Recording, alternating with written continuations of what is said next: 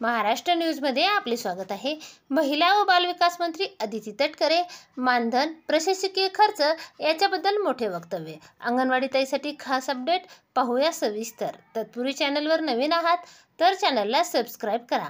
अतिदुर्गम भागात पोषण आहार व प्राथमिक आरोग्य सेवा केंद्र अदिती तटकरे। प्रधानमंत्री जनजाती आदिवासी न्याय महाअभियानांतर्गत अतिदुर्गम भागात नव्याने 38 अंगणवाड्या सुरू करण्यास मान्यता देण्यात आली आहे। यापूर्वी मान्यता दिलेल्या 145 अंगणवाड्या बांधून पूर्ण झाल्या असून या अंगणवाडीच्या माध्यमातून अतिदुर्गम भागातील बालके आणि गर्भवती स्त्रियांना पोषण आहार व आरोग्य सेवा पुरवण्यास मदत होणार असल्याची माहिती महिला व बालविकास मंत्री अदिती तटकरे यांनी दिली। केंद्र सरकारच्या अभियानाच्या माध्यमातून आदिवासींच्या सर्वांगीण विकासासाठी विविध योजना राबवल्या जात आहेत। अतिदुर्गम भागात अंगणवाडी सुरू करण्यासाठी लोकसंख्येचे निकष शिथिल करण्यात आले असून 100 लोकसंख्या असलेल्या भागात अंगणवाडी सुरू करण्यात येणार आहे। यामुळे अंगणवाडीच्या माध्यमातून आदिवासी बांधवांपर्यंत पोषण आहार आणि प्राथमिक आरोग्य सेवा पुरवण्यात येणार आहे।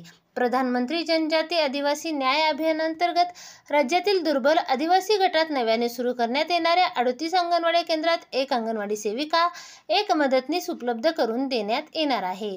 राज्य व केंद्र शासनाच्या हिश्श्यातून मानधन प्रशासकीय खर्च, पोषण आहार, अंगणवाडी भाडे, गणवेश प्रदान करण्यात येणार आहे। यापूर्वी बांधलेल्या 145 नव्याने बांधण्यात येणाऱ्या 38 अशा एकूण 183 अंगणवाड्या गडचिरोली, नांदेड, नाशिक, पालघर, पुणे, रायगड, रत्नागिरी, सातारा, ठाणे, यवतमाळ या जिल्ह्यातून सुरू करण्यात येणार असल्याची माहिती त्यांनी यावेळी दिली।